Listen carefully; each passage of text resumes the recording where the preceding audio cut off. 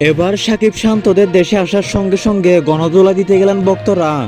BCB office থেকে তারা যখন যার যার নিজ বাড়িতে যাচ্ছিলেন, কিছু ভক্ত তাদের দিকে খেপিয়ে দৌড় এলেন এবং তাদের গাড়িতে ভাঙচুর এবং সজোরে ধাক্কা মেরেছিলেন।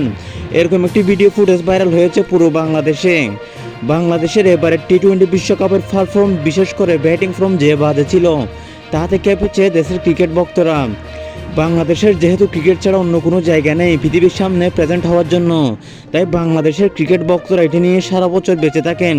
কিন্তু এবারে টি-20 বিশ্বকাপের পারফর্ম দেখে যে কেউ খেপে যাবে বাংলাদেশ টিমের উপর। তাই হয়তো বা সবাই মিলে বাংলাদেশের ক্রিকেট টিমের উপর আক্রমণ চালাচ্ছে। এ থেকে রেহাই পেলেন না হাথুরু সিংহ। হাথুরু সিংহকে অনেক মানুষ মারতে গিয়েছিলেন, কিন্তু তিনি সে গাড়ি থেকে পালিয়ে গিয়েছিলেন বলে তাকে মারতে পারেনি। হাথুরু সিংহ বাঁচলেও বাঁচেনি লিটন শান্তের এবং সাকিবের গাড়ি। জনগণ সাকিব শান্তকে দেখে দৌড়ে মারতে গেলেন।